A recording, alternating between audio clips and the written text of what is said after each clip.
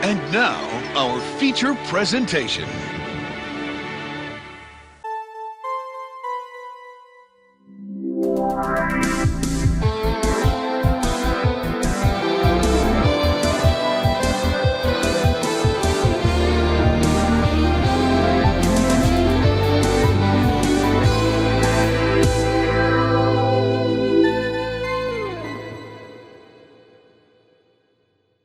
Hello, welcome to another episode of It Sure Is a Podcast, the first episode of season 3. Hello, it's another season of It's Sure Is a Podcast. And we are here, back in our usual spot. As you can see, I have not made any progress into converting the spare bedroom into the office that I was supposed to do like 4 months ago.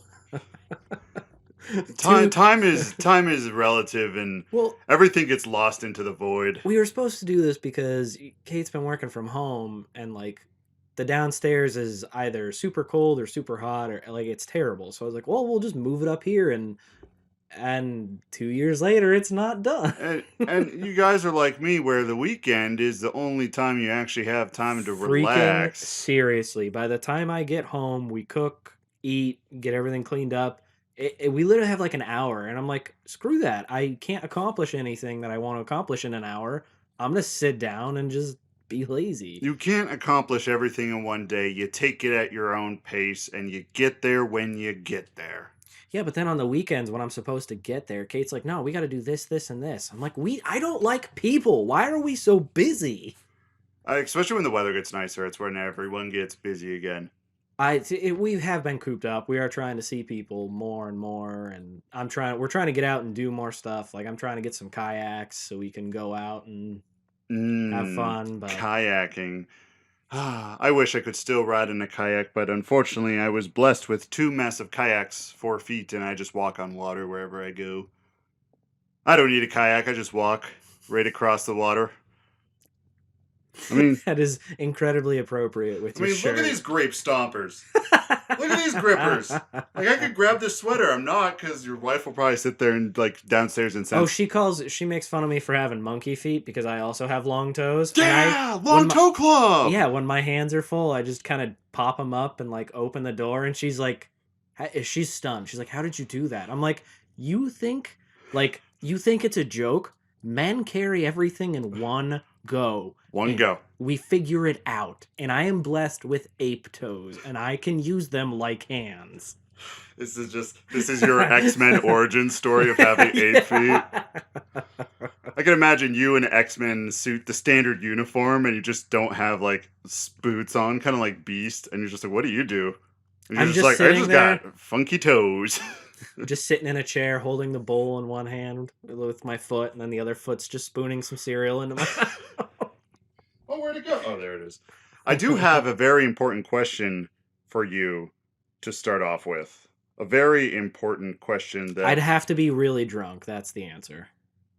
Not that one. Not that one. I have been dying to use that. Not that question, but that is a question that we all must ask. No, it is the pronunciation of... Okay, Worcestershire sauce. Worcestershire. It was the best of shires. It was a Worcestershire. There's a hair on my phone. Yeah, I was watching the Food Network this week, and it's a running joke on there with Guy Fieri that every time someone says it, he's like, Worcestershire. Like, no one really knows how to say it. There is supposed to be like an official way, and I've heard it, but I disagree with it, and I won't say it. You won't say it, you don't believe in it? I don't. So I also don't remember it at this point. So it's spelled Worcestershire.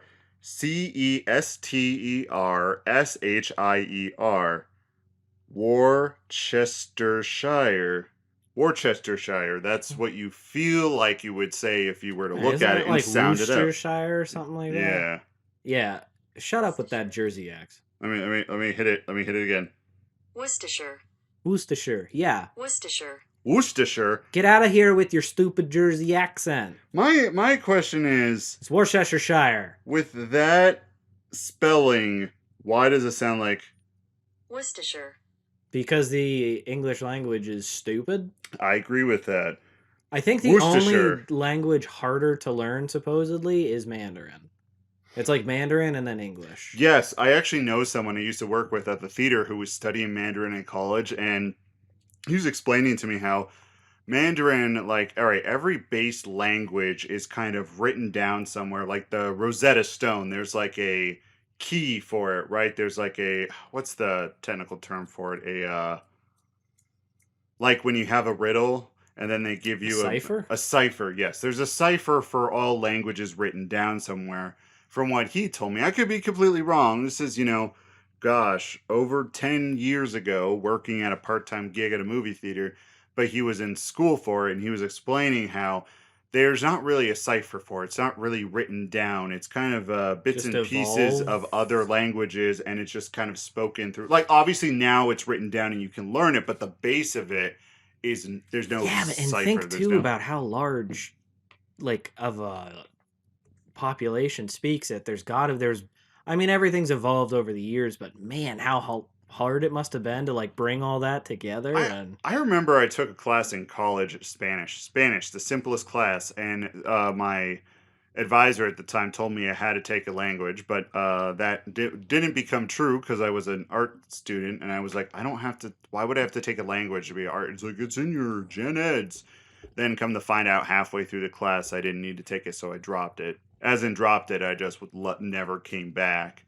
I could not understand the I just couldn't understand it. I barely understand my own language, and now I'm trying to learn a new language, and you're supposed to do it when you're a small child because it's yeah. supposed to be like, I don't want to say easy, but like compared to when you're an adult, it's supposed to be insanely easy because your Oh, mind just oh yeah. soaks up information when you're that My young. niece's school teaches her some Spanish. She knows some Spanish already. Like she can speak like basic sentences clearly. That's definitely, if I ever am cursed enough to have a child, I'm going to make them take a language as like I will make like something that they can actually use in life, like Spanish or personally, I think Mandarin would be more useful, just the way everything's going.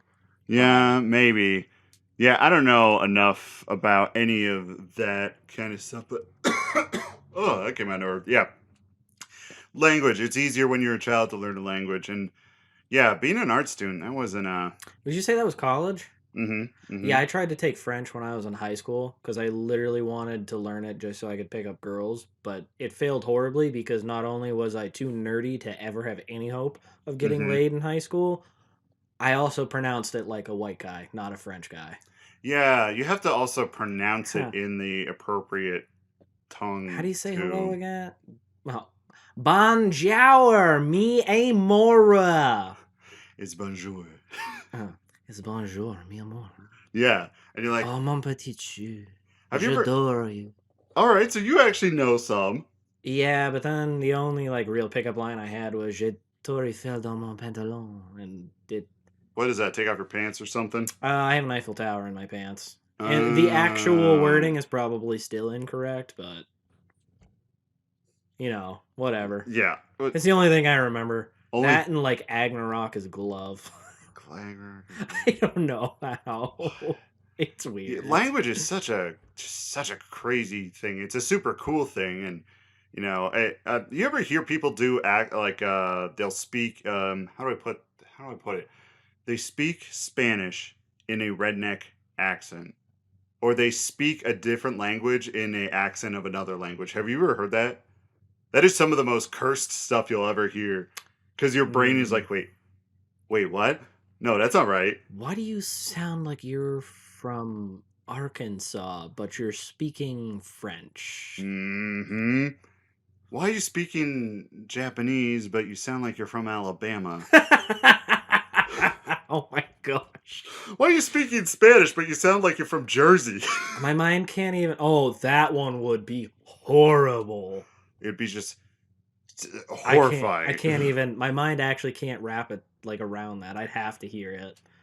Yeah, man, I gotta tell you, this past week, it's sort of a funny treasure trove of stories that was brought back into my life. Like you unlocked a memory, like in a video game when you're uh Trying to uncover the past. Yeah, and you have amnesia and you get triggered by something. God, I hate those scenes.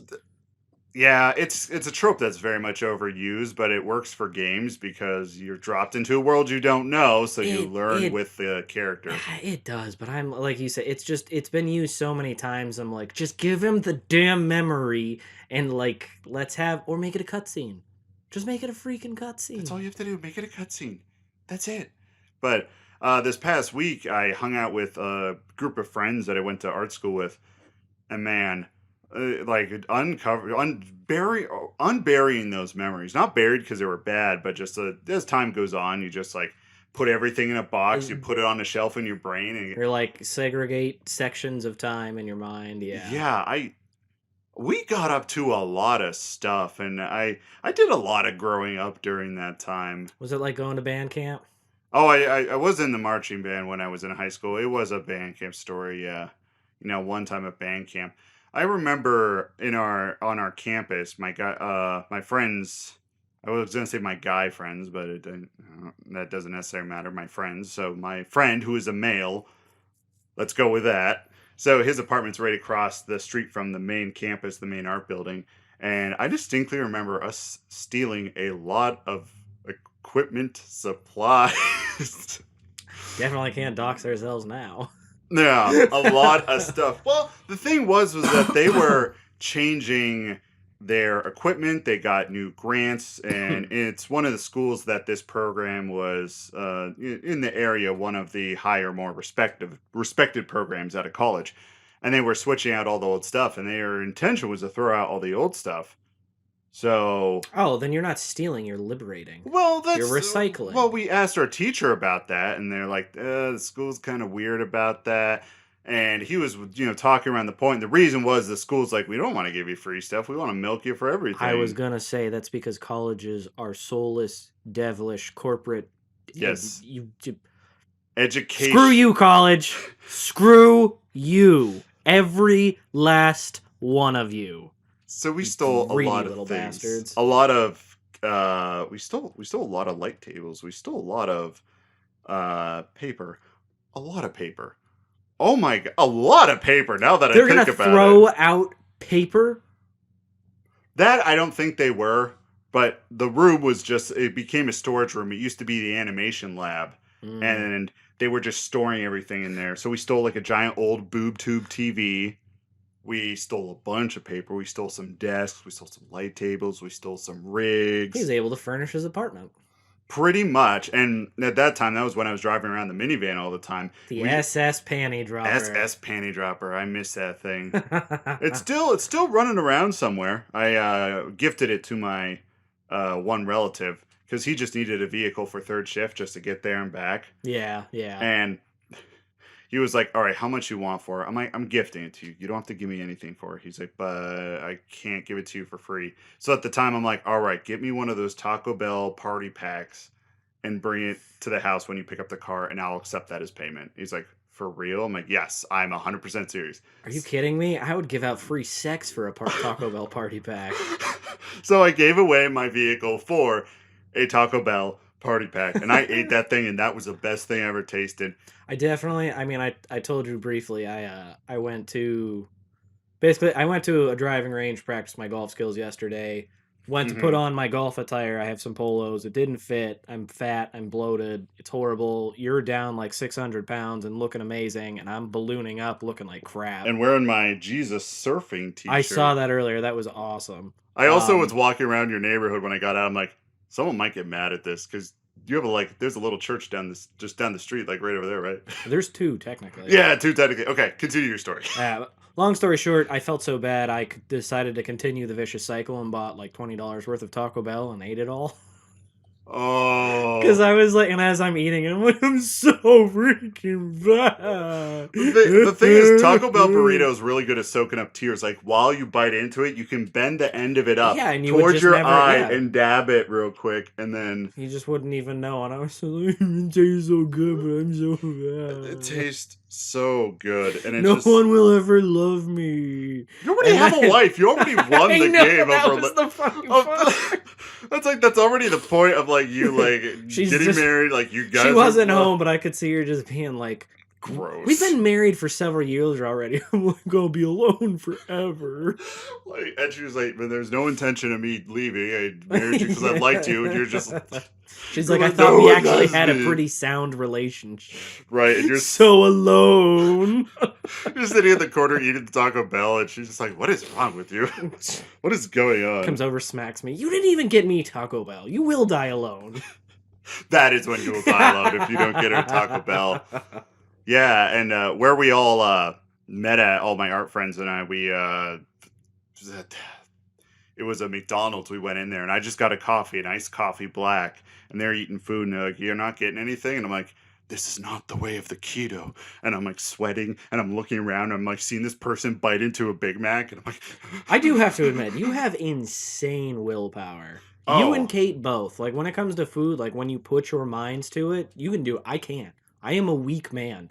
The spirit is willing, but the flesh is fat and horny. the flesh it can't handle the it. flesh is horny for Taco Bell. It's horny for anything. It's- I'm just like, I want food. I want alcohol. I want it. Like it. I do miss a good like bourbon. I do miss that. Well, I made the decision I'm going to try to. I actually think a lot of this is because we drink, and it's not. I mean, the alcohol's not great, but the problem is when we drink, we get hungry, we don't want to cook, we feel lazy, so we order a bunch of bad food, and then we're like, well, we were bad yesterday, so let's just make it a weekend, and it's a vicious thing. So I'm like, I think I have to stop drinking.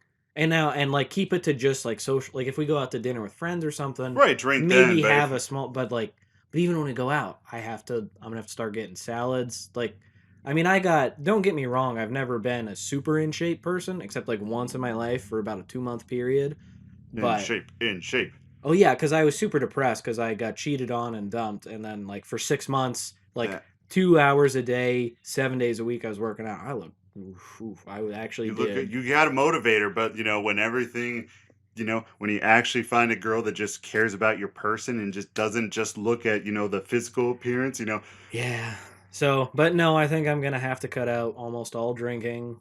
Well, what you want to do is you want to like what I do is like I'll have a drink with my meal, so it all kind of fills me up at the same time, and but it's like it's a truly also, and it's every once in a while. I'm not going all bougie and like ooh. Well, that's why I just need to get some weed again. But then wait, then you're just gonna eat. No, I actually, if I eat beforehand, like and am content and take some, I'll be good. Okay, so all right, because I know some people get the munchies even if they do eat. Oh, I'll get the munchies, but I also, if I do it, it's gonna be like to sleep or something, or like on a weekend, and we'll have like pre-planned stuff that I know I can, like healthy stuff to snack on. Yes. That is weirdly one area I would not be worried about. So I'm more dangerous when I'm sober and or drunk than I am when I am high. that is Because I am one of those people. I'm not. Everybody was like, they can do it and it chills them out and they can go do stuff. I can't. I will sit in the same spot for like 3 hours. So I have to have everything ready and in reach, or I'm not getting it. in arm's reach. You just reach out there to grab it. Remember when the old? All right, if anybody's young, they're not gonna get this. So go to YouTube and look it up. I'm sure it's on there. But the old like anti-weed commercials. Yes, Like, you're not yes. you when you're high and they're like deflated on the couch. That's me. Yeah, just deflated and like melting into the couch and becoming one with it. Yep. And I'm just like, I don't know what we're watching, but it like reaches my soul. And they're like, it's a commercial. And I was You're like, this speaks to me. exactly. It's like a Tide Pod commercial. Oh, it does. Oh. I'm like, I just want to be clean too. Yeah. I want my insides to be clean, popping those Tide Pods. Well, they make them look so tasty. They make them look like can't. Like, don't look at that and say I wouldn't try it. As much as we make fun of people, they look like a tasty candy snack. A tasty treat, a tasty little treat. So, we were in McDonald's just chatting, catching up, and like I felt like almost like an alcoholic, and I went to a bar, and I'm like, but I kept my cool. We were talking about the stories of like the first time we had nude models in our one class. Like that was saw naked people. Oh yeah, that was a very common thing, and all right, up until going to college, I was a sheltered child, right? I was Fair. I a was also sheltered lad of the Lord, and you know, Your boobs. I saw a titty on the internet a few times. I saw a boob here or there, and there was that one story of like when I saw the boob in GameStop. But this, that was passing. This one, it's like, all right, we have a model today, and I'm sitting there at my little easel and little. Uh, I don't know if they still have these, but there were these seats that they had where they're these wooden benches, and on the one end there was, okay, how do I describe it? Imagine a wooden bench. Let's say about maybe 4 to 5 feet long, okay? Maybe a little longer. And on one end, the leg comes through the actual bench and goes upward, right? So then there's notches on that side of the bench, 4 different notches. So you could put up your giant board easel. You could sit on the end of the bench, put your easel there, and you could adjust it to whatever way you wanted to draw on it, and it would rest on that board that came through. I hope that made sense. And when I found out we had a new model, I'm sitting there, I'm like...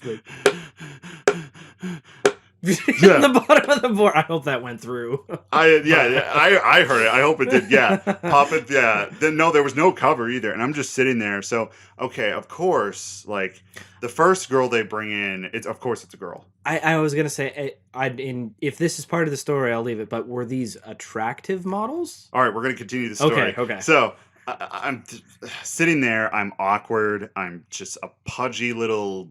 pugly, gross man with weird pubish hair all over me, because my facial hair only now in my 30s has started to grow correctly, sort of. My brother's like 4 years older than me, and I could grow a better beard than him when I was like I've 19. seen women grow better mustaches than me. I've seen men grow better beards than me. That's the one thing. I didn't get my father's iron will. I didn't get common sense. I didn't get just that drive to strive for whatever you want.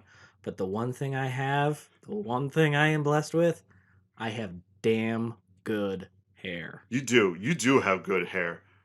Like, if anything... My brother's smart. I am just a suave looking dude. Well, if I was in shape. Right now I'm fat, so I have to have a beard to cover up the double chin. That's the secret. That's the secret. And women can never find that out, or then they'll start ripping off beards. It'll be a beard genocide. Oh yeah, that's what I won't. I'll trim. Keep knocking the mic around. I'll trim this, but I won't shave it. Yeah. I can't. If I do, I'm gonna like.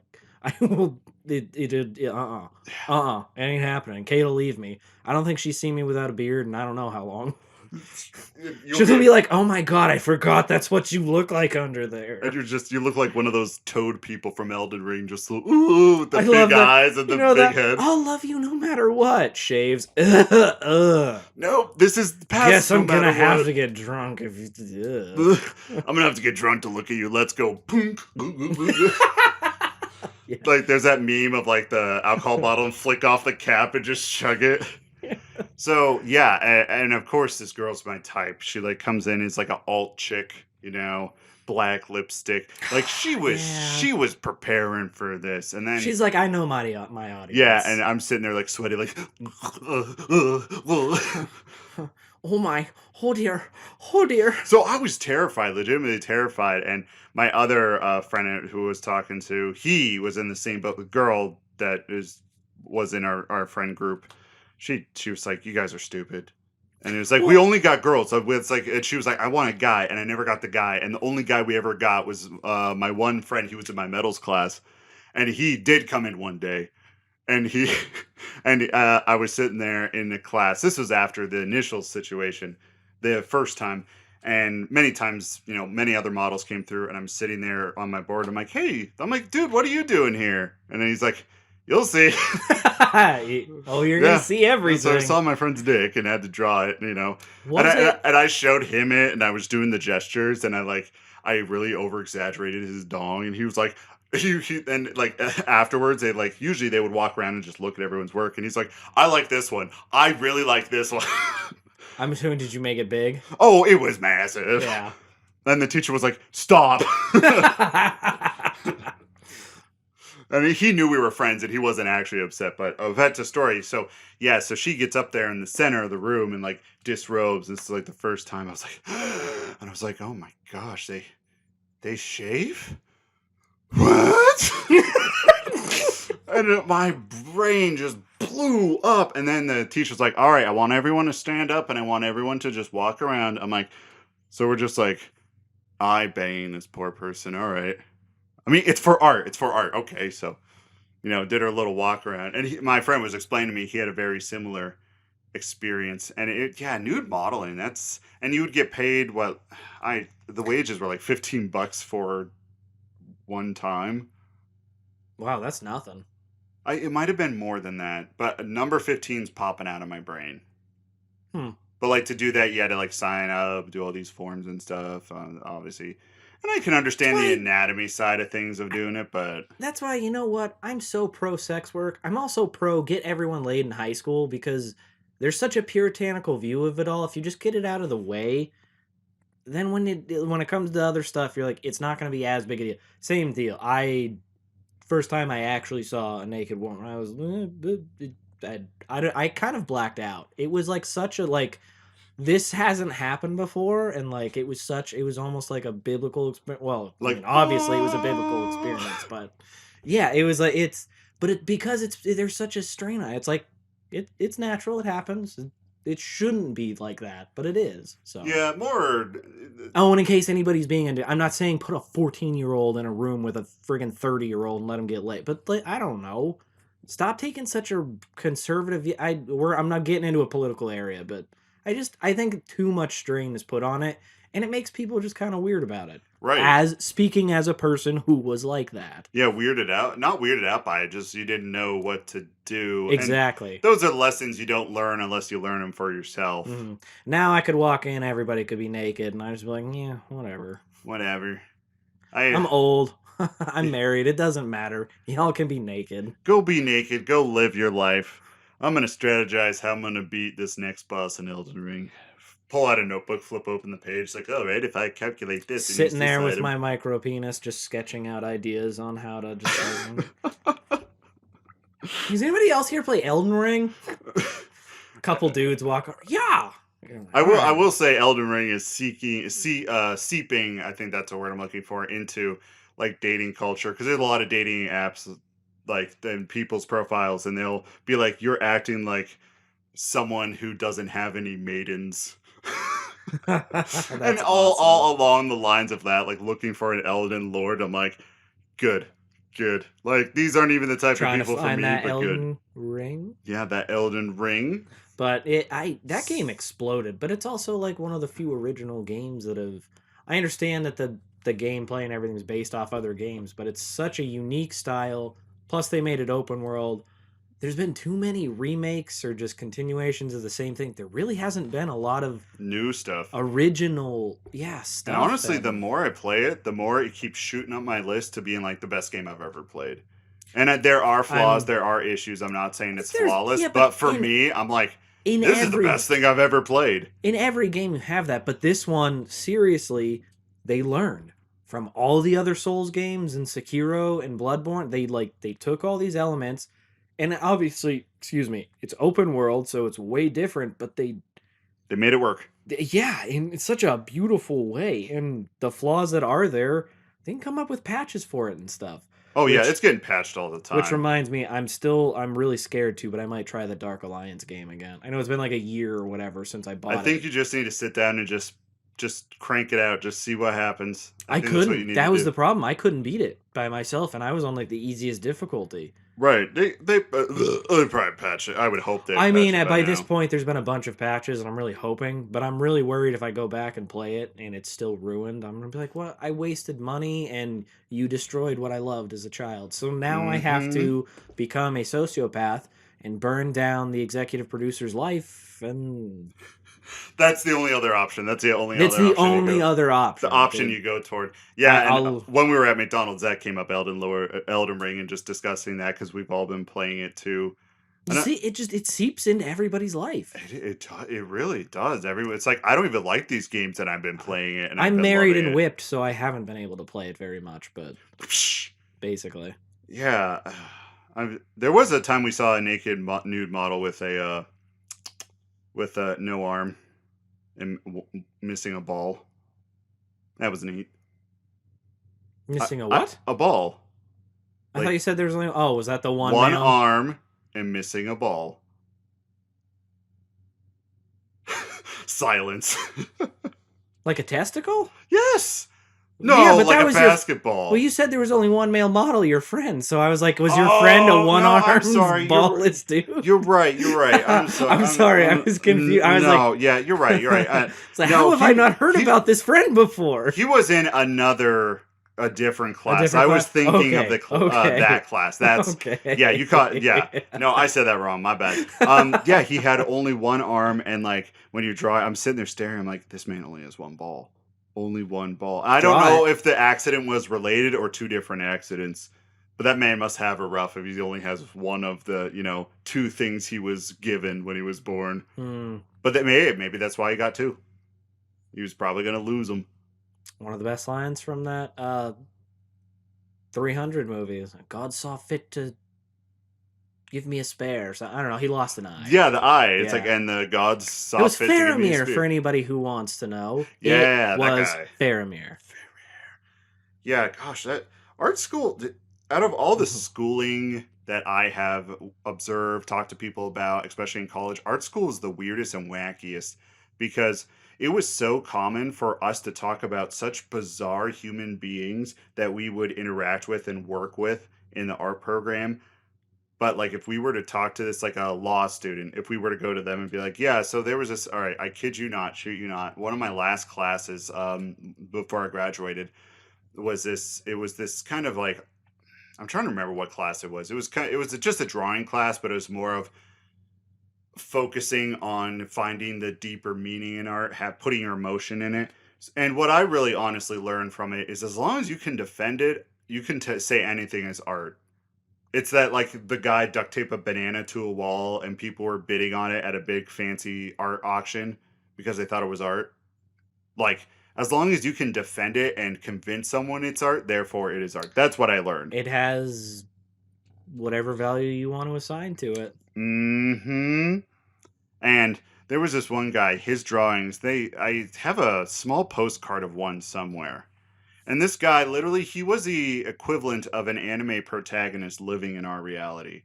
I think he just watched too much anime. He had glasses. He always dressed in black, but he was a real slender guy and always was hunched over a little bit. Honestly, when I was rewatching Cowboy Bebop, it reminded me of how Spike walks around, hands in pockets, slumped over. Yeah. We got to put in the anime. I want to circle back around to that at some point. Okay, we'll come back to anime. Put it on the list with everything else. Yeah, really. And people on the bingo card is like, wait a minute, they're going off the script. And today was supposed to be just kind of a fun wing it day. It really was, because there were plans to do something big, but all those fell through. So the best I could come up with is how to pronounce Worcestershire or Worcestershire sauce. And we kind of just based it on that. Worcestershire. Shut up, Jersey. Worcestershire. Like hobbits. I bet it's made in the Shire. It probably is made in the Shire. It is distilled.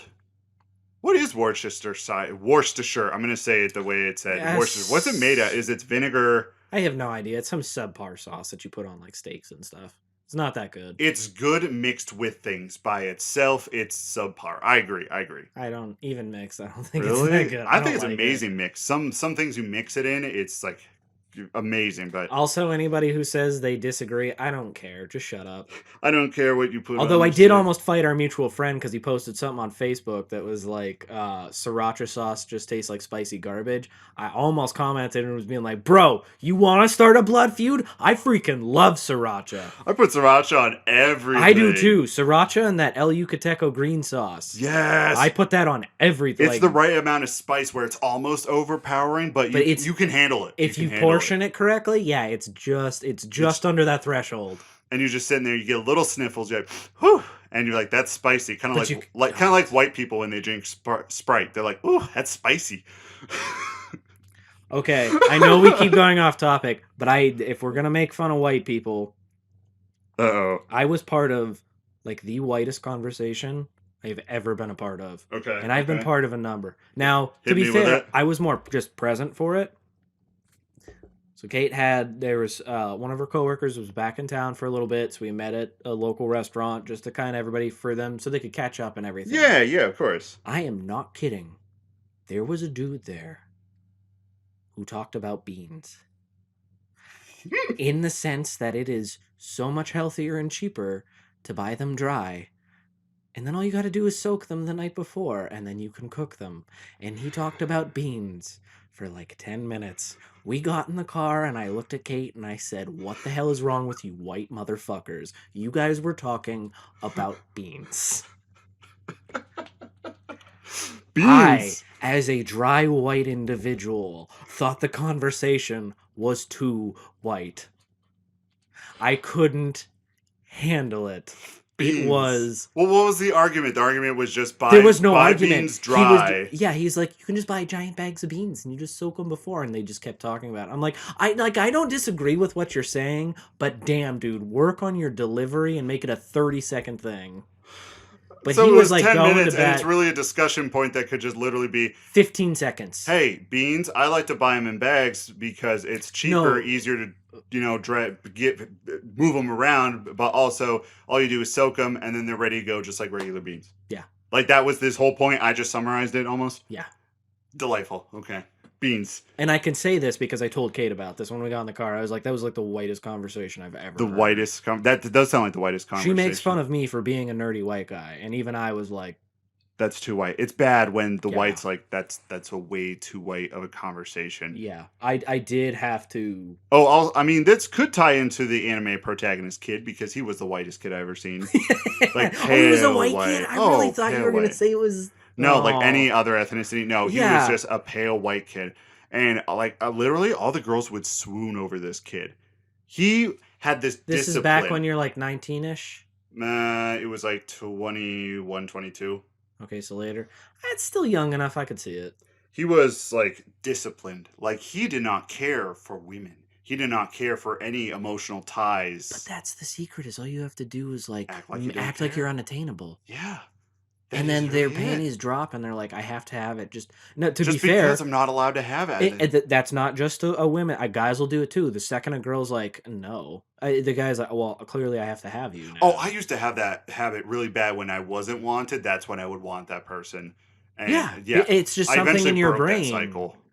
Yeah, it's just something in your brain. You're like, oh, I can't have you. I need it. Yeah, you're It's like comes an all-consuming thing. I need it. I want it now. Yeah. So he was literally like that disciplined anime protagonist. I always compared him to, after I watched Samurai Champloo.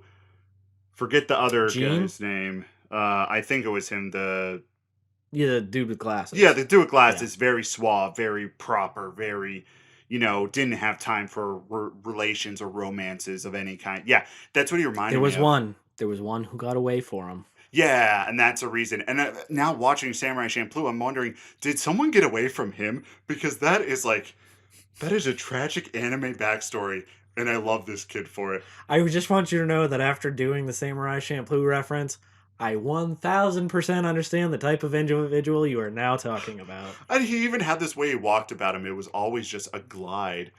I kid you not. And when my one friend brought it up, it's like, you knew that kid? And the girl's like, wait, you knew that kid? And we all just talked about it. And he just kind of glided into class. All the girls were like, I can't remember his name to save my life. You just heard Puddle just sploosh.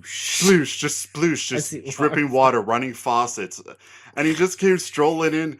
And this would be a kid who would have a katana on his belt. Not really. But if he did, no one would question it. No one would say that's a security issue. No one would say that's dangerous. Security guard would be like, you're good. They would just say, that's him.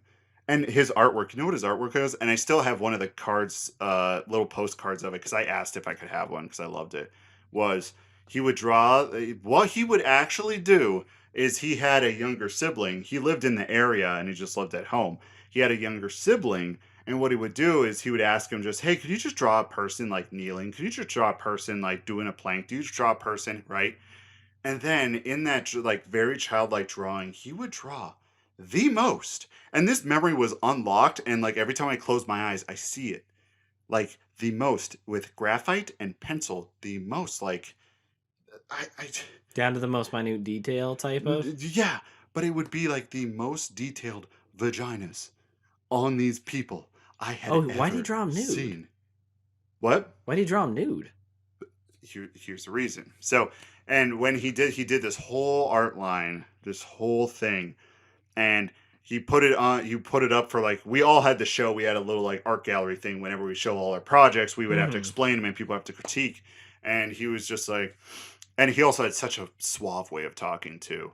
And he just stood up there and he's like, the reason I had my younger sibling draw these people, these women in such. Wait, his younger sibling drew them? Yes, that's what I did. Were you not listening? No, I heard you say it, and I He was would like, have "Oh, his I must have." he had a younger sibling. He would have him draw just and the sibling was like 6 or 7, very young.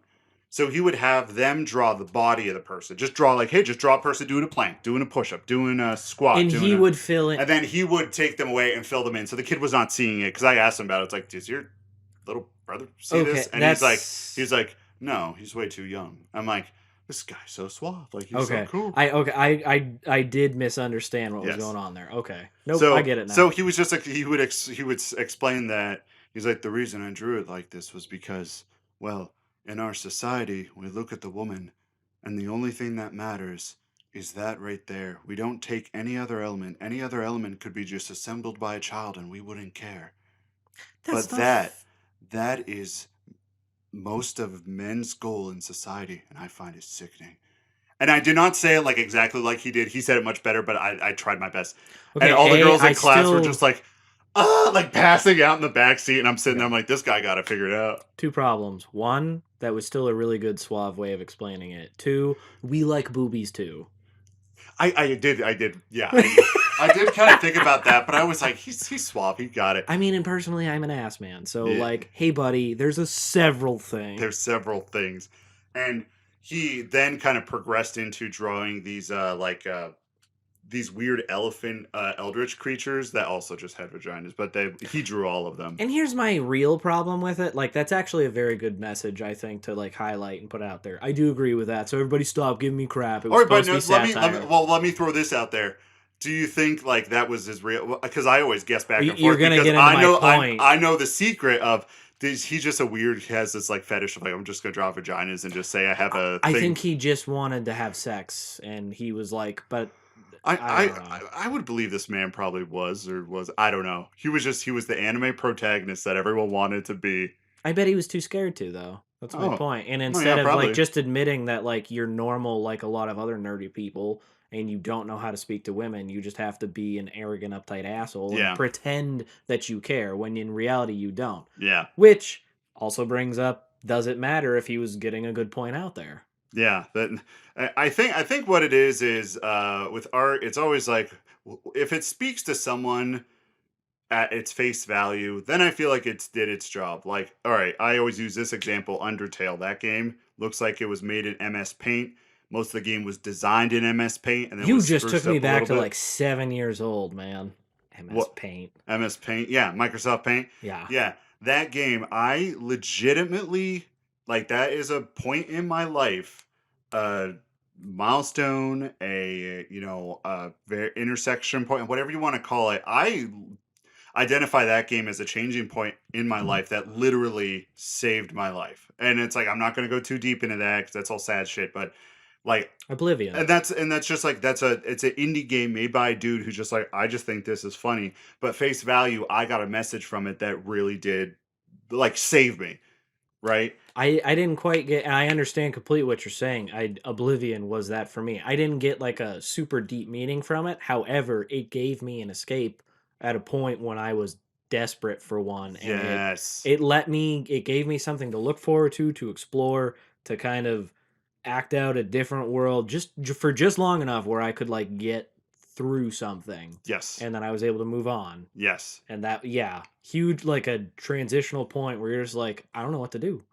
And that's why I'm a huge fan of the Elder Scrolls and why I'm going to change my life to do it. Because I do, in some weird way, feel a loyalty to that game line. For now, unless you guys screw up the next one, Todd Howard. Howard's going to screw it up.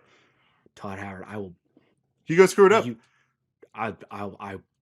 I won't burn your life to the ground. I will make you wish you were dead, and then I will not grant you that release. It's going to be... It's a violent one today for me. I'm sorry, guys. It's going to be... repressed memories. You don't take away that soul-changing event. I was going to say, you show up to Todd Howard's house, and you're like, Todd, you ever see the movie Misery? And he's like, maybe? He's like, go get in my car real quick. That I was got the a one. present for you in my car. That was when the lady kidnapped the author and Yeah. tortured him. Yeah, that's what you're gonna do to Todd Howard. Yeah, I guess I'm that. gonna make him play his own games. And he's like, no, Actually, please, I won't no. let him desecrate. Actually, I'll make him play Oblivion because I think he came on for Skyrim, and I'll be like, "Do you see what you destroyed, Mister Howard?" Oh, speaking of the scrolls of elders, a little PSA before we get into our last thing, because honestly, that was all the art stories I had, and that took up a chunk of time. But I kind of like that it left off on a good note. That even though I don't really use the art thing as much as I used to, and it's not even my career right now, there were lessons I learned from there, people I met, and I think that is more important than anything.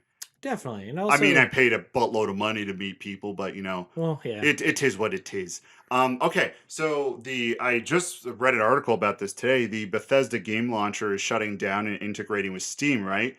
But also on top of that, they're releasing Elder Scrolls Arena, Elder Scrolls Daggerfall, and all the older Yep, Elder yep. Scrolls games on Steam for either free or like $2 to $3.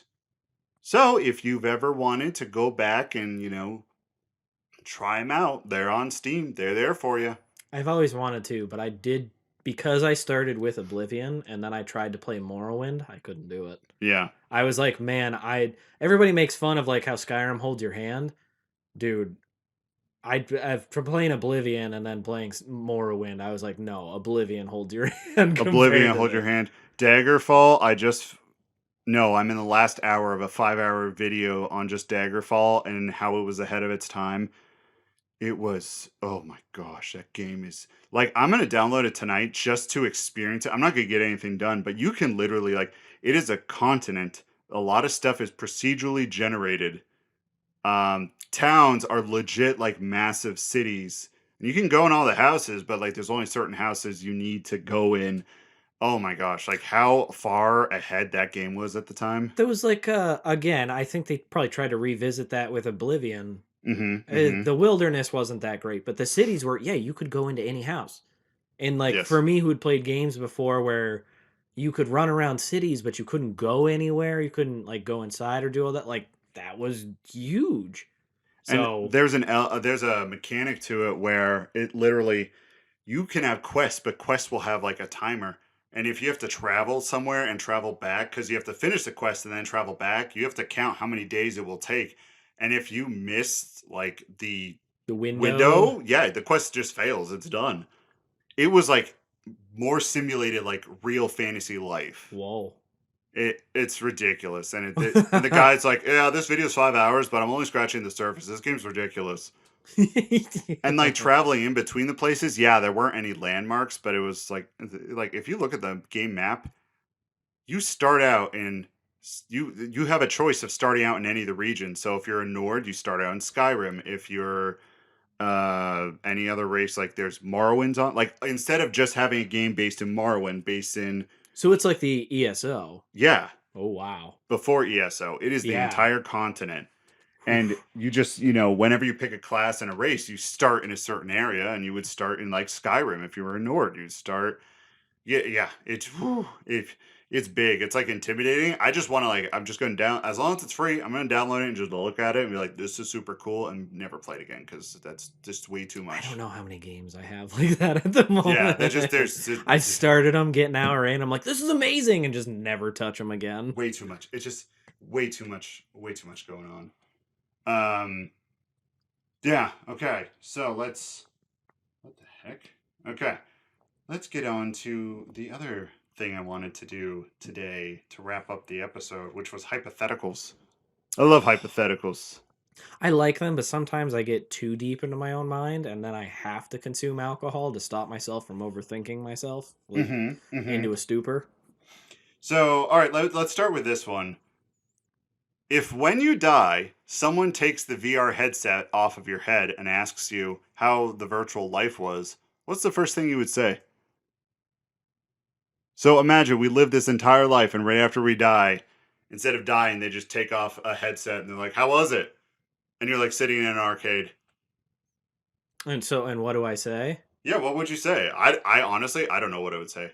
I would ask what year it is. What year? No joke, because that would determine what my next moves were. Because if Mm. we're in the future and I just pretended to have it, you better believe I'm gonna go ham. Because that would be a spiritual experience to live this, and then all of a sudden you're 1,000 years in the future. But You best believe I'm gonna go find a sex bot and see what they can do. oh my gosh, yeah. I think Rick and Morty had the most like realistic idea of a sex bot where it's like they just kept like splooging in it and then it just had the machinery inside to just make a baby and that's how an entire alien race like was actually born. Oh my god. Was from that. They would just throw out these, sex robots into the galaxy and be like, all right, just, everyone would just bang them. And then as soon as they're full, they just fold up into a ball and disappear. And then that's how an entire alien race is born. It was hilarious. That episode was really based off of Zardoz. That was a weird movie, but I loved it. Sean Connery. Okay. I honestly, I don't know what I would say. Base instinct. When in doubt, revert to your base instincts. That's why I'd be like, what year is it? I just probably have a straight on panic attack. I would. I get panic attacks over really stupid things. So there's something this big, I would have a panic attack. But that's my thing is I get panic attacks over really stupid things, but like stuff like that where my mind can't fully comprehend, I wouldn't care. At that moment, I would have it. Later, I would, but in the moment, I'd probably actually be like, "Yo, I'm hungry. Yo, I need to hit what's your equivalent of a Taco Bell?" You still got T-Bell? I take it back. My first question would be, "Do you still have Taco Bell?" That is a good question. I'd be like, because if that was a simulation, I'm gonna end it all. Oh my gosh, yeah, Taco Bell was the simulation. The only thing that didn't exist was Taco Bell in the real world. In the VR world, Taco Bell existed, but outside that, it didn't. Burn the arcade down. Burn the arcade down. Start there and then move onward. I would be Ted Bundy ain't got shit on me at that point. You guys showed me heaven and then you took it away. I have nothing left to live for. You like find the person who like got rid of Taco Bell and find the programmer. Why would you show this wonderful world? It's like from Endgame where you show up and you're like about to kill the man and you're like, you took everything from me, and he's like, who are you? Does John Wick exist in your universe? Yes. Well, guess what I'm about to do to you? They killed your Taco Bell just like they killed John Wick's dog. I think I just have a panic attack and just, I wouldn't be able to come back from that for a while. That would be my first thing I would do. I'm enough of a Neanderthal, I would revert to base instincts to get me through the moment. Get you through the moment, eat, drink, I'd have an existential crisis later.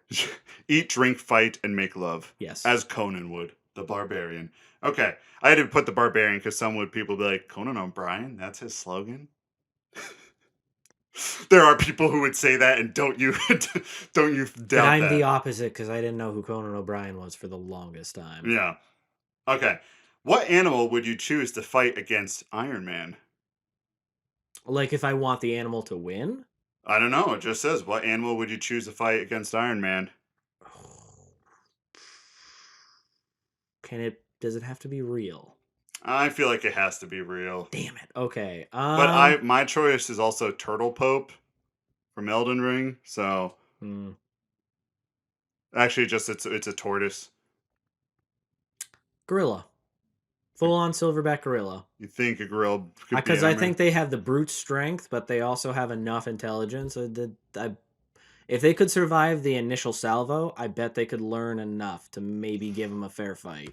I like where you're going. Okay. I honestly, my first thought was a mussel, like a clam, because they keep themselves shut. They don't let open, and it's just a huge muscle in there. So I was wondering if it could get wedged in his armor, and it's like I'm gonna bust you wide open, Tony Stark, and like starts opening. And my first initial reaction was actually going to be a swarm of rats. Because they're so, they can get through, a quarter-sized opening. And if you just get a swarm of them, I feel like they could get in and really do some damage. A swarm of rats would do some damage. Especially little baby ones getting in there.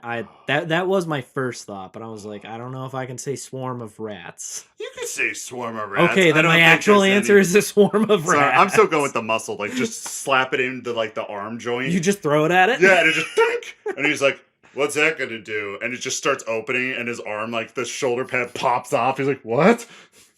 Oh, they just get a bunch of them and start throwing them like kunai and ninja stars, and you throw them in all the joints. They start popping them off. What the hell is going on? And they're just muscles sitting on the ground, just like open and just like laying there, like.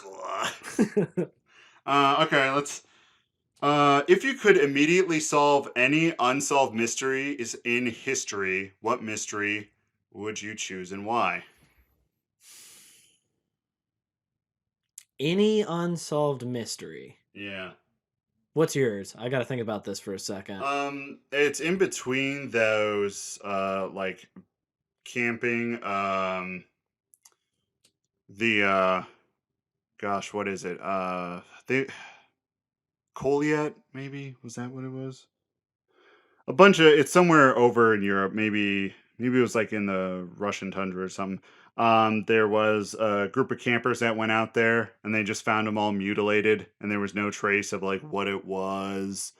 And it looked like they ripped their way from inside the tent to get out. Yeah, and everybody was like, they thought it was an avalanche, but there wasn't evidence of an avalanche. And they thought it was some kind of like Sasquatch or something. I can't remember where. Well, there was like, some of them ran out like in their underwear and like froze to death. Yeah, and they're like, but why? The tents weren't blown away, so it wasn't an avalanche. And they were cut from the inside, like they were trying to get out. Yep. Yeah, I would say unsolved mystery stuff like that kind of weird supernatural cryptid stuff. I would love to get the answers for that, because there are some things that are just completely like Amelia Earhart, just disappearing. Damn, you had like a good one. Mine was a stupid one. What was it? So, okay, I can't remember her name. My apologies, but in like the story of the fall of the city of Troy. Helena. Yeah, Helena. Because she was so beautiful, like that she started a war and blah. You're just wondering how hot she is. I just want to know, was she hot enough to start a war over? Man, that honestly, I think that one's better than mine. No, because like everybody's like, she was so beautiful. I'm like, was it for love, or was she just like so insanely hot for the time that that's all he cared about? Like, in all honesty, I want to know, was it for true love, or was it for just like lust? What if Helena was some kind of interdimensional species? But that's my other thing, is like, was she a witch or something? She's just right, like, that's what I'm saying. You want this vajayjay? Poof, you are now mine, and you will start a war. Well, she failed because they lost. But. Yeah, but my thought is like, what was her looks kind of? Would they tailor depending on the person? I would look at Helena and I would see a busty hot goth girl. I see what IHOP you're waitress, and when you look at her, you see whatever. Oh, I'm not gonna worry. Yeah. That's a locked door. That is a locked door. We don't need it, but you know what I'm saying. I'm trying to give you an example. Yeah, it's like a what's it? I'm trying to think of D&D realm, like a glamour charm. It's just you see what you desire most in that. Also, this is a really dumb question. I'm gonna show at least a little bit of my ignorance. I know that Troy was like a story and everything. Was there historically like a city of Troy that was sacked? I thought there was, so. But I think if everyone just goes off the movie, I think that is over exaggerated. But the Trojan horse was a thing that was recorded. That stuff was, and that's what I thought. Like it was other nations banded together. The nations of Greece banded together to attack them. And, because they were all so thirsty for Helena. Well, Agamemnon. Yeah, because he was a real king, I thought. Yeah. Okay. Yeah. But it was just because there was other like interconnecting stories in there, and I was like, are these real people, real individuals? Or I know a lot of, excuse me, that culture is rife with just, stories. Yes. So I'm like, I know this sounds stupid, but speaking of stories involving Greece, I did a sort of read through, sort of summary analysis of Dante's Inferno. I think there's gonna have to be a whole episode on that, because that is some of the funniest stuff I've ever read. It was supposed to be a divine comedy. Well, not comedy in that sense. Comedies, the definition of comedy has definitely changed over time. This was more just a series of there's a better way to explain it, but the funniest thing was it was pretty much Dante's Inferno is biblical fan fiction, and it is hilarious. Because Dante, Dante wasn't. So Dante wrote this book. Just a side thing, real quick. We'll get back hypotheticals. Dante was this guy who was a poet and wanted to strive to be a poet, but he wasn't as good as all the other people. And also, he had a lot of issues with the Roman government. So, pretty much to get back at the Roman government and a lot of their officials, he's like, well, you're changing this and you're kicking me out of your city. You know what? I wrote a poem in a book. It's going to be huge. And guess what? You're in hell in it. So, And then he would leave. And then he would come across, in his adventure, he would come across these other poets he looked up to. And they would be like, dude, Dante, you're such a good poet. Like, you're one of us, bro. I don't care what they say. You're one. When you put it in that frame of reference before you read it, it is. He's just a nerd who wanted to be cool. And everyone references this as such literature genius. And when you have that framework and just knowing Dante's background, and then you read it, you're like, oh my gosh, this guy, I'm reading fan fiction. That's like Shakespeare was just like the old school, I'm trying to think of a good reference. I guess like kind of like the Elon Musk of his time for entertainment. He wasn't that good. He just banged out plays like nonstop to make money. Exactly. He actually wasn't like this super genius, but he was probably just the most well known, so his stuff survived a little bit more in the spotlight. Yeah. He just got them out there, and That's was just awesome. Also, did it ever say in there like what he did to deserve to, like, why his wife went? I know she killed herself. Okay. Game. We're thinking of game.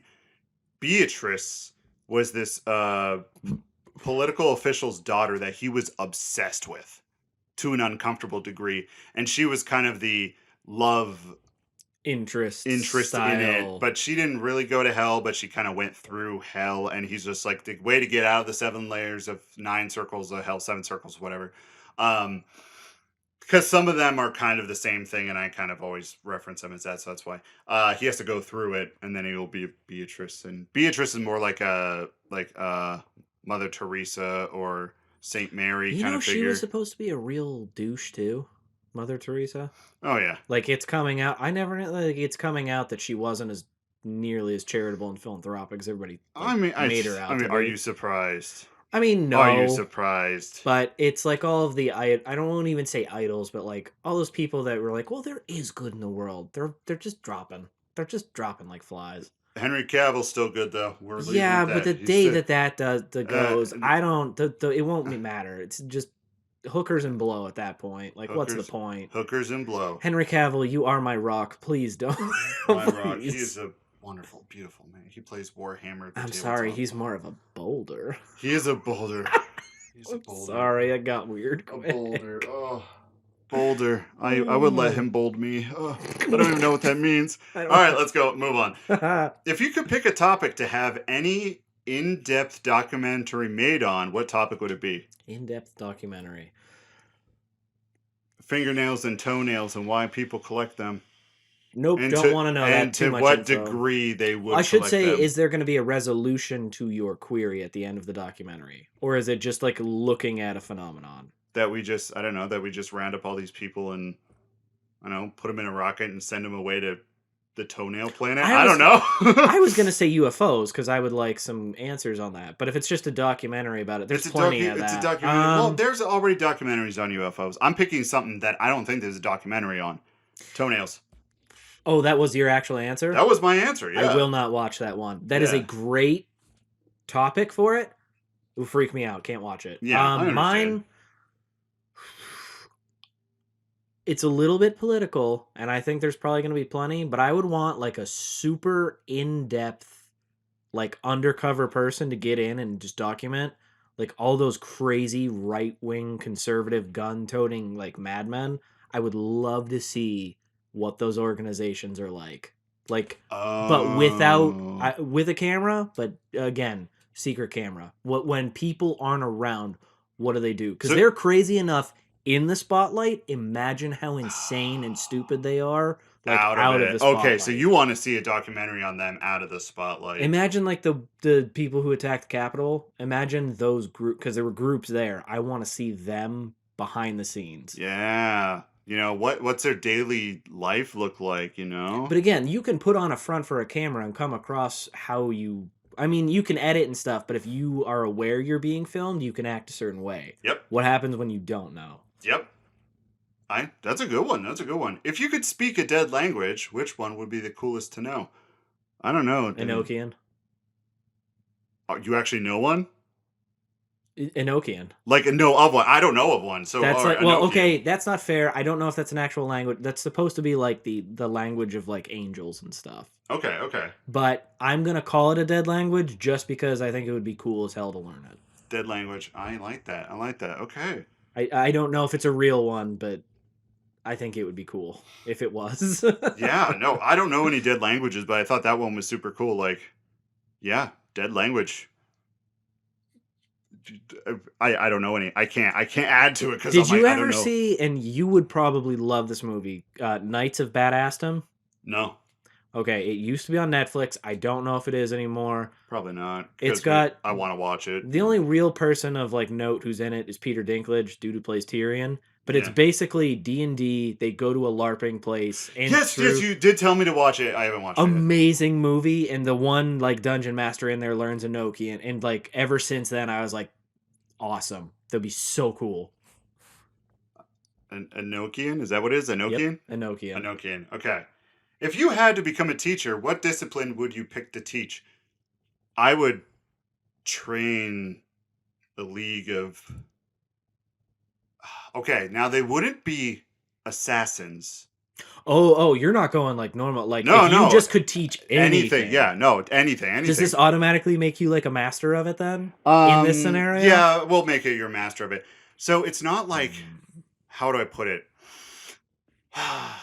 Because I'm not a violent person. I consider myself more of a pacifist, however you want to look at that. More of a stoic guardian. I think there might be one day I might get pushed over the point and it would resort to violence, but that would be it would be in a protective role, if that makes sense. Mm-hmm. I think I would train a league of, they wouldn't be assassins. What I would do is I'd pull the thing from Warhammer we talked about a few episodes ago, where if you were an orphan, you go to assassin school, but if you're an orphan, you'd come to my school. And what you would learn is a few things: to be master pickpockets, master thieves, and master inconveniencers. And what we would do is we would get hired by people just to inconvenience people. You bastard, you are so close to what I was going to do. Like, okay, just imagine. Someone hires us and they're like, dude, my neighbor, such an asshole. He always puts clippings on my side of the fence and I'm just sick of it. And I'm like, I got you done. So every single thing in this person's house that has a lid, that a lid covers something that is considered a container. You store something in it. There's a lid on it. This could even include cars. This could even include like something that contains something, holds something in and is sealed, will be filled with grass clippings. Everything. Hilarious. It's not going to destroy anything. It's not going to break anything, but it's very inconvenient. Yes. And they would move like assassins. Like it would happen while the person's there. They were like walking around, watching turn TV. around, and there's like grass clippings. You just hear a little whoosh. Yeah. And they turn around, and the windows just kind of blowing in the breeze. And then like, what was that? Here's another sound. Just a just little foot, like, yeah, little tapping feet running by.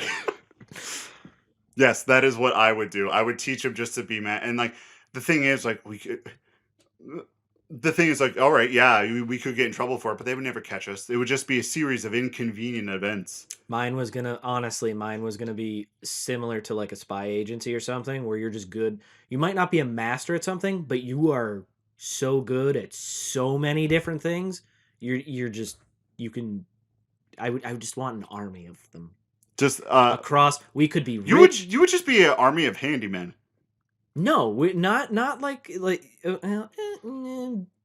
I mean, a handyman is a master of many trades, I would say. But in like a spy, like in a spy way, yeah. But I wouldn't want to work for. I wouldn't want to work for governments and stuff. We could either sell services to the highest bidders, but basically, at the end of the day, it would be about making money. So, like, what can we do to? Okay, I wouldn't want to do messed up stuff. I would not do sex trafficking. I would only do minor drugs. I'm not above doing drugs like weed. I'm not above doing minor drugs. I didn't even think of that, but I'm glad you had the thought to think of that. Yeah, no, I would not want us to push like meth and heroin, like drugs that kill people. But like, yo, you're having trouble getting some weed? Cool, we can do that. I'm cool with that.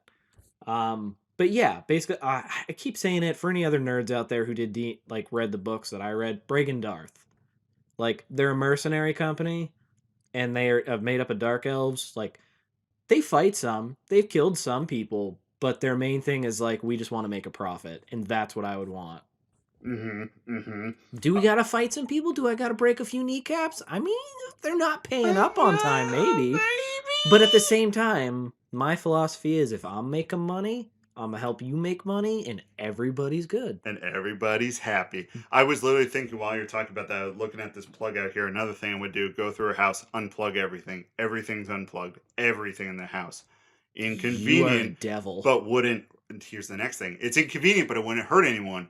The thing is, when you went to plug it back in, the right prong would be twisted just a little bit, just bent a little bit to the right. Savage. So you try to Absolutely plug it in, you're like, savage. oh, God, I gotta push it. Or you could do the thing too where you move everything 2 inches like to the left. So people walk in and they're like, I know something's different, but what is it? That's like if I had power, that's the kind of stuff I would do. Just to be inconvenient to like just everybody. That like watching people skin crawl at that. Like I sent my friends a picture of a tattoo I saw the other day that said IBOCD. It's just regular letters, but the thing is, when it says IBOCD, the D is like 3 or 4 pixels down below everything else. It's not aligned. It would drive me insane. I saw that and I was like, that is my humor. That is 100% me. Oh, okay. I have one. You hit your head on a rock, and now you're only able to say a single phrase to everything for the rest of your life. What phrase would it be? So I'm saying, before you answer, it's this typical like I am Groot scenario. It is the only thing you can change your inflection, but that is the only phrase. Yes. Crap. I already have mine. What is it? I don't know. I just got here. Everything would be answered with that.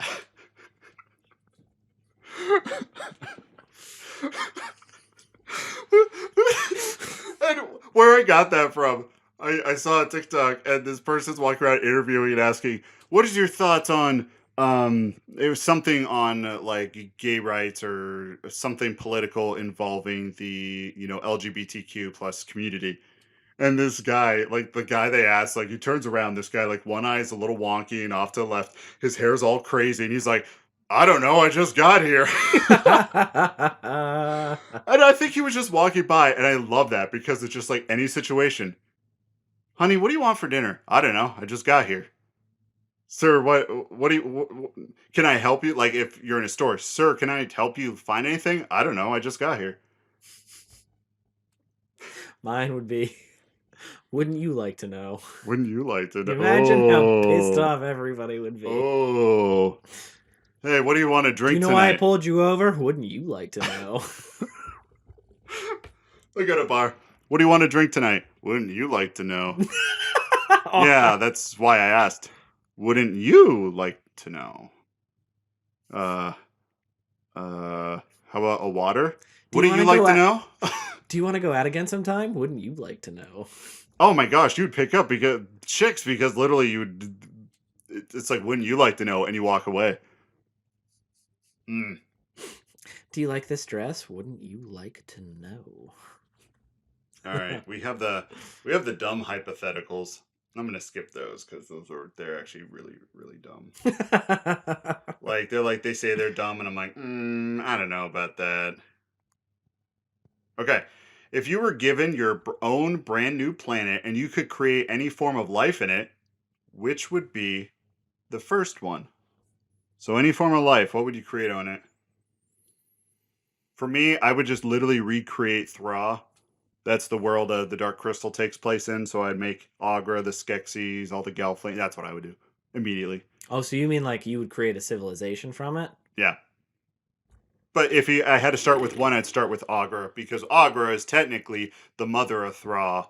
She was the first creation of Thra, and she watches over Thra.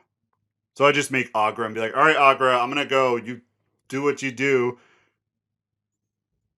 And then I'd leave. And then go explore the stars. Hentai or Ooh, not hentai.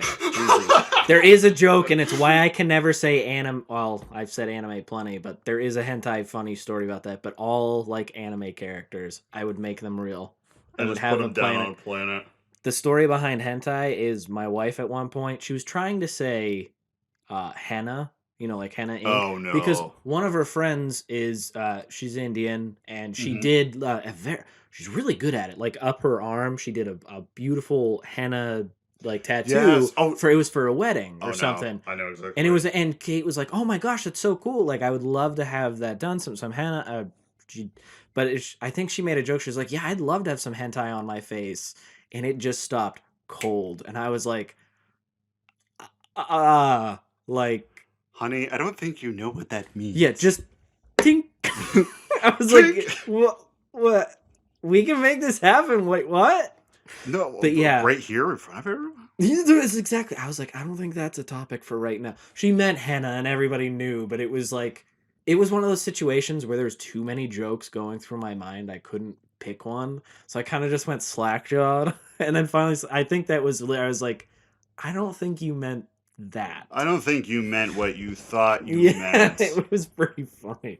Oh my god! I mean, we could throw some hentai characters into this world, but I was thinking it would just be fun. Any anime character becomes a hentai character at some point. Yes, yes. It's just inevitable. It's inevitable. But just imagine, like, out of the thousands and potentially millions of like anime world, like there could just be like states or countries of just like different anime worlds.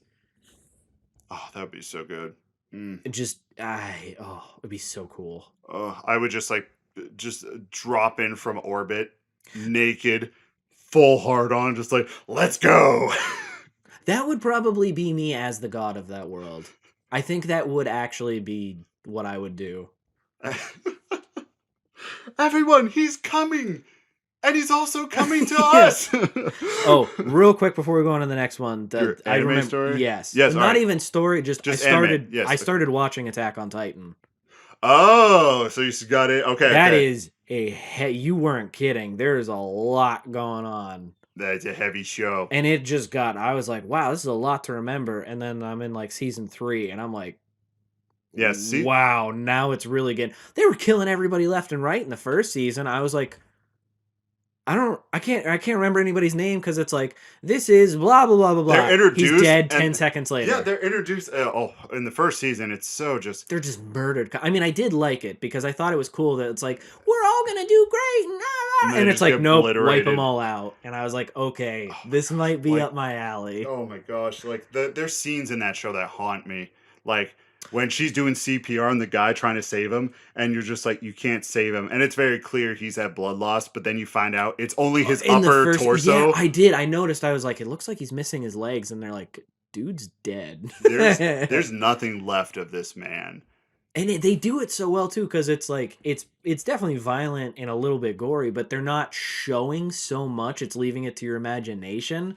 They're just like showing them bite, and you see some blood spat, and you're just... they did a really good job of making it on, like, making you obviously it's fake, but making you feel like you just watched a giant monster just eat your friend. Yeah, and I'm like, I don't know why, but I inherited a fear of like being eaten. Like I never thought about that, and then after I watched it, that's why I like zombies so much, is because I truly feel that would be one of the most horrifying ways to die, because it would not be instantaneous. I feel like a Titan would be the worst way to die, because you wouldn't get completely destroyed. I don't feel. Depending on how it ate you, like a lot of the time they bite like into their torsos. Yeah. So that would be instantaneous. I feel like zombies and stuff, they're just tearing at you. You could live for minutes just being devoured. That is true. The fear, like I mean, they both would be horrifying. Yeah. I just got to watch the last season of Attack on Titan. I watched all of it up until then. It's great. What is the last season? Like, it's season 4, and I think it's like getting close to wrapping up now.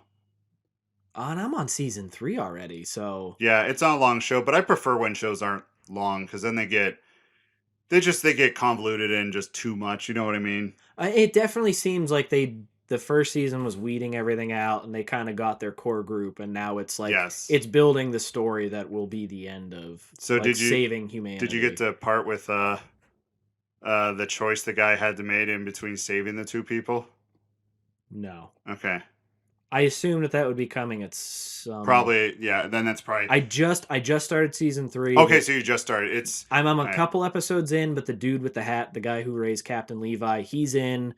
The MPs are like arresting all the scouts, but there's one or two who seem to be like, yo, this doesn't make sense. Like the commander of the MPs seems to be like, this is weird. I don't know what to do. He used to be friends with Commander Ervin, and Niall, I think was his name. I have a lot of. It took me 2.5 seasons to learn people's names. Yeah, but yeah, no. So they're captured, and that's, I think, roughly where I'm about. Yeah, it's so good. It's so good, creative, and just different than anything else. It's been a very unique story, which I am highly enjoying. I always enjoy the unique stories. Okay, last question, and we wrap up the episode. One last point. I'm really sorry. Aaron really annoys the living hell out of me in that show. He does. He's like Frodo. Somehow he's the main character, but he sucks. Yeah, that's like Shinji from Evangelion. But I have a soft spot for shows like that where the main protagonist is just kind of unlikable. But it's because it just makes you appreciate all the other people so much more. Yes, it's like, you suck, but we don't have a way around it. You are too integral by means beyond our control, so I guess we have to help you. Yeah, and I always feel the story is a little more interesting because you're not focusing on the main character, you're focusing on everyone around him, and I think that is a purposeful decision. Probably, because like whenever Aaron's talking, I'm checked out. I don't care. Yeah. But like when Levi talks or Ervin talks, Levi's a badass. Freaking Levi, he's talk about suave. Right? He is the suave guy, and they're just like, 10 Titans, Levi's got him. All right, you 6 guys, you take out the one, the tiny one. Okay, I just had to get that point out. I don't like Aaron. I don't like Aaron. That's the whole thing. You're just like, at the end of the day, long story short, I had more respect for Rhina and Bertolt than I did Aaron. Yeah. Yeah. Okay. If happiness has a flavor, what flavor would it be? Taco Bell. That's not even a question. Taco Bell. For you, it's Taco Bell. For me, I've always associated with sherbet. I don't know why. Sherbet, even as a kid, I was like, I feel like happiness would taste like this. And I guess to be fair, and part of my unhealth, like first off, Taco Bell is good, but I agree. I think Taco Bell was like one of those things. We never got fast food as a kid because we were just that dirt poor. Yeah. And so every once in a while we would get it, and I think Taco Bell was my favorite. So like, first off, getting any fast food was a treat, but like getting Taco Bell was like the epitome of happiness to me as a child when I was just like, this is amazing. Yeah, I feel like if I got a bowl of a bowl of happiness, it would just taste like sherbet. And I'm not even that huge of a sherbet fan. I just think it would taste like that. That's fair. I see that. Like I said, that's because I have no willpower, and that's why I buy Taco Bell all the times, because like I know I'm gonna be fat and I'm gonna hate myself afterward. But it's like crack. It literally is like I am willing to deal with the consequences of my actions just to get some of that tea. Just for like the 5 minutes that I'm gonna feel pure bliss while I eat this. Yes. And then everything comes crashing down, but I'll go back and do it again because I can't stop. It's the cycle, the vicious cycle. Yeah. Well, let's wrap it up for today. I hope you all enjoyed yourself. First episode of season 3, not as big and spectacular as past episodes, but we are approaching episode 100. We got to plan something for that. I still like our kind of free-flowing ones, too, every once in a while. Oh, yeah. It changes it up. It's not just dealing with topics. We just say whatever's in our brains. Well, we have to keep some of that on lock. Yeah, we do. I don't feel like going to the loony bin. Exactly. Or, like, it's going to get picked up. My FBI agent will be like, I knew it. All right, let's. The meme of just like we're talking and you just get a message from it's like the joke. It was the music producers. Yeah. Like, yo, what is this missing? And it's like FBI is like, yo, man, drop that bass. That's exactly. They just drop in. They're like, yo, you've been talking about anime too long. Switch back to the art story. Yeah, switch back to the art story with the the real. We want to hear more about the naked model. Yeah, the naked model is the naked girl. It's naked. Yeah. So yeah, episode 100 is coming up. So. We're going to be hitting that, and because I count all the episodes based off of, once it started, 40 episodes per season, which I kind of think that's fair only because I mean, regular TV shows, they're like, one season, you get 13 episodes. So I feel like 40 for a season, I think you're getting your bang for your buck, even though you're not giving us This money. is season 3. Man, that means there's like over 80 hours, probably closer to 100 hours of me talking random stuff. That is a terrifying thought. I can never run for political office now because all they got to do is go to this podcast and play like clips and be like, this is who you want? This Me guy? talking about like xenomorphs and what that mouth do? What that mouth I'm never do? getting elected. He also talks a lot about Elder Scrolls and The Witcher. Interesting. Yeah. Although I bet I would appeal to a certain demographic. Oh, there would be a certain demographic that would be very appealed to you. Yeah, so big things showing up in episode 100. We're going to keep it lock and key. All honesty, it was supposed to be for the opening of season 3, but I got sick at the beginning of the week and everything kind of went sideways. So, yeah, I don't contribute anything more than my beautiful voice and a space to record in. So I mean, that's half the battle, honestly, because I don't know where I would record, honestly. With all that being said, thank you for listening. Always appreciate the listen. We love you guys, and we will see you in the next episode. Peace.